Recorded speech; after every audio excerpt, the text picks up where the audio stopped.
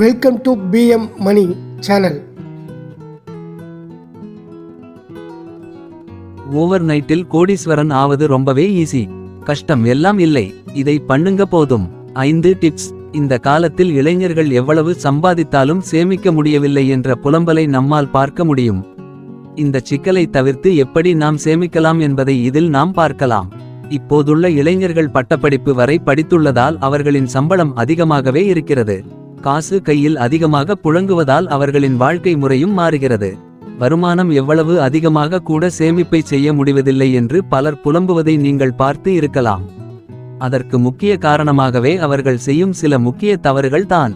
நாம் தேவையில்லாத செலவுகளை குறைத்து சேமிப்பை எப்படி ஆரம்பிக்க வேண்டும் என்பதை இதில் பார்க்கலாம். முதல் விஷயம், தேவையில்லாத பொருட்களை எப்போதும் வாங்கவே கூடாது.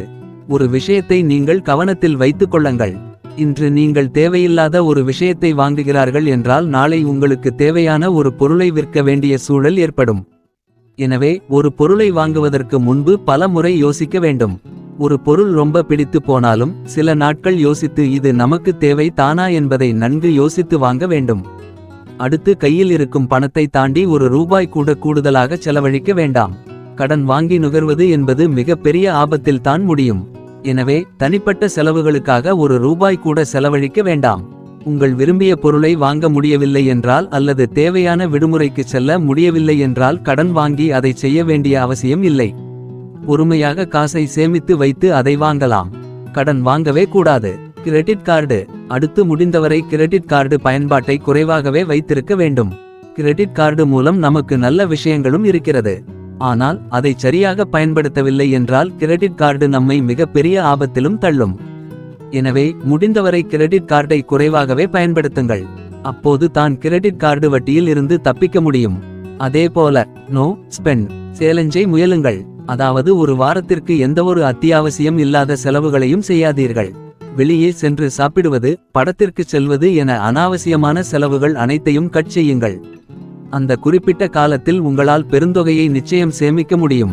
எனவே இது போலவும் சேமிக்கலாம் என்பதால் இதுபோல நோ ஸ்பெண்ட் சேலஞ்சுகளை ஃபாலோ செய்யுங்கள். ரொம்ப முக்கியம், செலவுகள் அனைத்தையும் பட்ஜெட் போட்டு செலவு செய்யுங்கள். உங்கள் செலவிலேயே சேமிப்பிற்கான நிதியையும் ஒதுக்குங்கள். அப்போதுதான் என்ன நடந்தாலும் தவறாமல் சேமிக்கும் பழக்கம் உருவாகும். என்ன தான் நாம் செலவுகளை குறைத்தாலும் சேமிப்பை ஆரம்பிக்கவில்லை என்றால் ஒரு பயனும் இல்லை. எனவே இதை நாம் அனைவரும் தவறாமல் கடைபிடிக்க வேண்டும். பெருந்தொகையை தான் சேமிக்க வேண்டும் என்று இல்லை. 500 அல்லது ₹1000 கூட சேமிக்க தொடங்கலாம். தங்கம், பங்குச்சந்தை என முதலீடு செய்ய பல விஷயங்கள் இருக்கிறது. உங்களுக்கு சரியான விஷயத்தை தேர்வு செய்து அதற்கேற்ப முதலீடு செய்யுங்கள். இது பொதுவான டிப்ஸ் மட்டுமே, நிதி சார்ந்த ஆலோசனை இல்லை.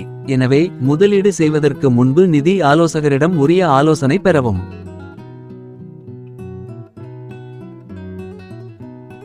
சேமிப்பு அழகிய சமூகத்திற்கு தேவையானது.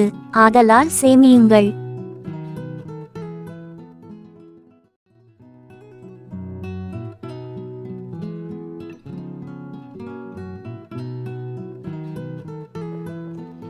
இந்த வீடியோ பிடிச்சிருந்ததுன்னா லைக் பண்ணுங்கள், ஷேர் பண்ணுங்கள், கமெண்ட் பண்ணுங்கள், சப்ஸ்கிரைப் பண்ணுங்கள்.